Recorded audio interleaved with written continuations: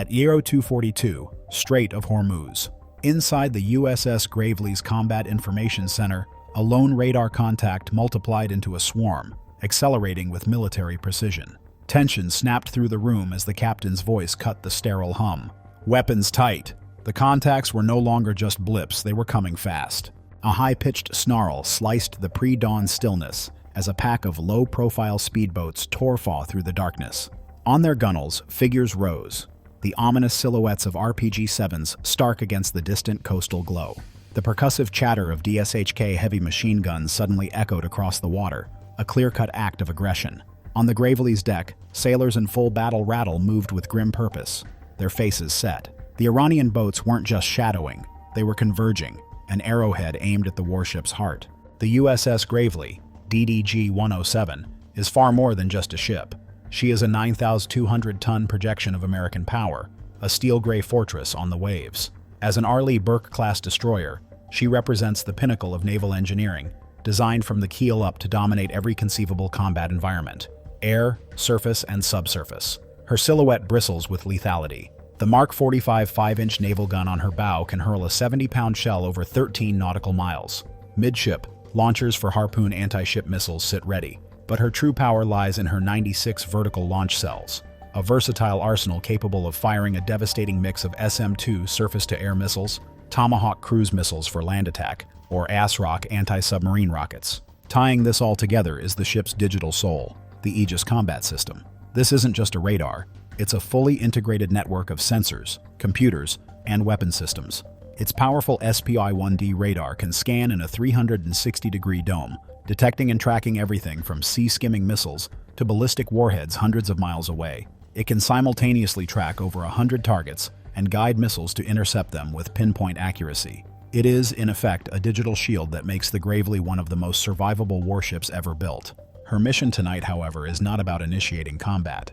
Under the banner of Operation Sentinel, she is the guardian of the Strait of Hormuz, the most critical maritime choke point on the planet. This narrow waterway is Iran's backyard, and the Iranian Revolutionary Guard Corps Navy, IRGCN, treats it as their personal fiefdom. They specialize in asymmetric warfare, using swarms of small, fast, and cheap attack craft to try and overwhelm a technologically superior adversary. Their doctrine is built on chaos, sacrificing boats and men to land a single lucky hit on a high-value target. For weeks, the Gravely has played the IRGCN's dangerous game of cat and mouse. The Iranians would make aggressive approaches, veering off at the last second. They would broadcast taunts and threats, testing the warship's patience and probing its defenses. The crew of the Gravely is trained for this razor's edge. They drill relentlessly for this exact scenario, a swarm attack where provocation escalates to open hostility in a matter of seconds. Every sailor knows their station, every officer their role. They are a professional, disciplined team floating in the most volatile waters on Earth. The U.S. Navy's rules of engagement are painstakingly designed to prevent accidental war, forcing commanders to show restraint even in the face of provocation. But that same restraint is a double-edged sword. Floating in the dark heart of Iran's sphere of influence, the crew of the Gravely is about to discover just how thin the line is between peace and all-out war. But what appeared on their radar was only the beginning. At 02:53, a voice in the Combat Information Center, CIC, cuts through the tense quiet. Bridge, CIC. We have multiple fast movers inbound, bearing 085, range 5 nautical miles. On the large tactical display, the 14 hostile icons form a clear, converging pattern. All are accelerating. The captain, watching the same feed on the bridge, orders a course correction. The massive destroyer heels slightly, its twin gas turbine engines spooling up as it pivots to present its broadside. It's a classic naval maneuver, maximizing the firing arcs of its weapons, a warning in itself. A hail goes out on the International Maritime Distress Channel, calm and professional. Iranian attack craft, this is a coalition warship. You are approaching a naval vessel in international waters. Alter your course immediately. The only reply is the rising scream of engines. Over the comms, a distorted, arrogant voice crackles in broken English. American warship, you are in Iranian waters. We do not recognize your authority. Leave immediately or you will be fired upon. This is your final warning, the Gravely's communicator replies. The navigator confirms their position instantly. Captain, we are 10 nautical miles from the median line, well within international waters. The Iranian claim is a lie A flimsy pretext for what is about to become the costliest mistake in Iran's naval history. The captain's mind raced. He had seconds to make a decision that could ignite a regional war. The rules of engagement were clear. Do not fire unless fired upon or unless hostile intent is demonstrated. The IRGCN boats ignored all further hails. Their speed now exceeds 40 knots. Then, the moment arrives that makes the decision for him. At 02:55, the electronic warfare officer's voice is sharp, stripped of all emotion. "Sir, I have a lock. We're being painted by fire control radar. Multiple sources." An insistent high-pitched alarm fills the CIC. It's the electronic tripwire, the final undeniable proof of hostile intent. The time for restraint is over. The captain's voice is calm, carrying the weight of ultimate authority. It is the final sound before the storm. Weapons free. The order acts like a current sent through the ship's nervous system. The Gravely transforms from guardian to predator. On deck, the phalanx CIWS spins up. An insect like wine. 4,500 rounds per minute ready. The Mark 45 gun turret swivels. Silent until now. It locks onto the lead boat with hydraulic speed. Inside the CIC, the tactical plot is no longer just a display. It's a battlefield. The Aegis system is assigning every weapon to a specific target. Icons on the screen are instantly tagged. Bandit Alpha, the lead boat, is assigned to the Mark 45 gun. Vampire 1 through Vampire 4 are assigned to the C-RAM missile launcher. The system creates a prioritized kill list in microseconds, ensuring no wasted motion, no redundant fire. This isn't just the Gravely's fight. Instantly, a secure satellite uplink transmits the tactical data to the entire 5th Fleet Command. 90 miles away, klaxons sound aboard the aircraft carrier USS Gerald R. Ford. Pilots sprint to their FA-18E Super Hornets. Far above, an E-2D Hawkeye pivots its massive radar dish, getting a god's eye view. The IRGCN thinks they are fighting one ship.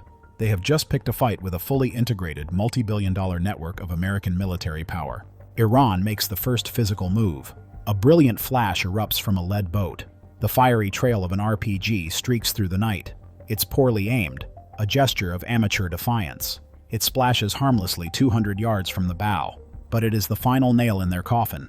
That flash provides a perfect, undeniable point of origin. And then the Gulf lit up. Before the splash settles, the Gravely's main gun thunders. The blast rolls across the deck. It hurls a 70-pound high-explosive shell. The round is programmed to detonate not on impact, but just above the target. It explodes in a cloud of supersonic steel shrapnel. It shreds the fiberglass hull, the engine, the crew. The Iranian swarm hesitates. One of their own, obliterated. Then, their doctrine kicks in. They split into two groups. One veers away, trying to draw fire. The other presses the attack. They launch more rockets. Their heavy machine guns open up. Tracers sketch red lines across the dark water. They are trying to overwhelm with sheer numbers and chaos. How do you stop an attack coming from all sides at once? They are about to learn a brutal lesson. The Gravely's combat team doesn't see chaos. They see math problems, and they have all the answers. The ship launches two RIM-116 rolling airframe missiles from its C-RAM launcher. Guided by the heat of Iranian rocket motors, they streak low over the waves. Two more fireballs bloom against the horizon. Night turns to day. At 02:58, the executive officer calls out the ranges. Targets crossing 3 nautical miles. 2.5. 2. The kill zone shrinks. The captain makes the final call, sealing their fate. Engage all remaining hostile targets. Do not let them cross the 1-mile line. That's when the real fight began. The battle is now a symphony of destruction. At 1.4 nautical miles, the 5-inch gun speaks again. It enters rapid-fire mode. A new round downrange every 4 seconds. The muzzle blast is a constant strobe light. Another speedboat vanishes. A direct hit. Fuel and munitions cook off. A column of fire and smoke erupts. The overpressure wave slaps the Gravely's hull. At 03:02, 10 boats left. On the port side, 2 boats try to outflank the destroyer. They race for a sensor blind spot. They are met by the phalanx CIWS. The weapon locks on. It unleashes a torrent of 20mm tungsten rounds. A stream of tracers, solid as a laser. It walks across the first boat. The hull disintegrates. A cloud of fiberglass and red mist. The second boat swerves hard. It's too late. A burst from a deck-mounted 50 caliber M2 machine gun catches its engines. They erupt in smoke. The craft is dead in the water. From the IRGCN perspective, it was incomprehensible terror.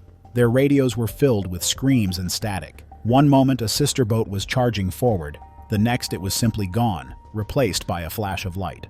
Their swarm tactic, designed to create confusion, had met an opponent that saw through the chaos completely. In the CIC, the air is thick with the smell of ozone. The atmosphere is focused intensity.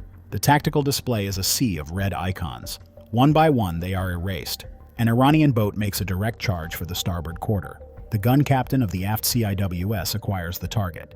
He fires. The night fills with the weapon's buzzsaw roar. The charging boat is torn apart less than 800 yards from the ship. And then something happened even the captain hadn't foreseen. The remaining IRGCN boats begin firing wildly. They lay down smoke to hide their movement. It's a textbook tactic, useless against the SPY-1D radar. For Aegis, the smoke is transparent as glass. The targeting solution updates in milliseconds. Another RIM-116 missile leaps from its launcher. It screams toward the largest remaining craft, a command boat trying to coordinate the failing attack. The missile strikes amidships. It breaks the boat's back. The explosion is catastrophic. The will of the attack is broken. In less than 5 minutes of sustained, brutal combat, 9 of the 14 Iranian boats have been sunk or disabled. The survivors, their cohesion shattered, turn and flee. But the fight isn't over. The message must be absolute. At 03:05, the USS Gravely doesn't let them regroup. "Helm, flank speed," the captain orders. "Bring us about to course 090. The destroyer surges forward.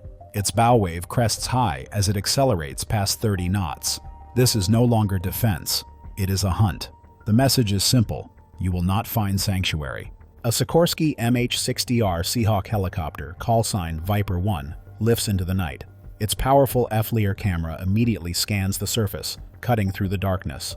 The heat signatures of damaged boat engines glow like beacons. Through the green and white glow of the screen, the boats were not warships, but terrified animals fleeing a predator. "Contact," the pilot reports. 2 boats, limping southeast, minimal power. "Viper 1, you are cleared to engage," the tactical action officer replies instantly. From the helicopter's stub wings, 2 AGM-114 Hellfire missiles drop away.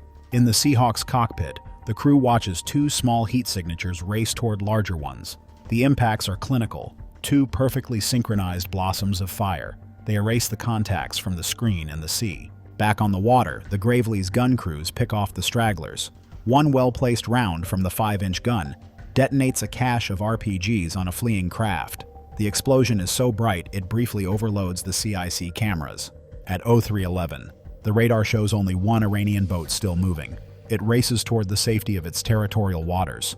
The Gravely's guns have the range, but the captain holds fire. The ship doesn't need to cross the line. The message has been delivered in fire and steel. And what do you do when there's only one enemy left, and they refuse to quit? In this case, you let them carry the message home. The final report from damage control is a testament to the crew's skill. 0 hits, 0 casualties. The only marks on her hull are from salt spray and the faint heat haze rising from her own guns. As the first hint of dawn creeps over the horizon, the sea is a grim tableau. Twisted metal, patches of burning fuel, and the silent ghosts of a fight Iran started. The Strait of Hormuz is quiet once more. In under 20 minutes, the USS Gravely went from watchful peace to full combat and emerged without a scratch. The Iranian swarm, built on fanatical aggression, never stood a chance once it crossed the line from harassment to hostile action. This was more than a naval skirmish.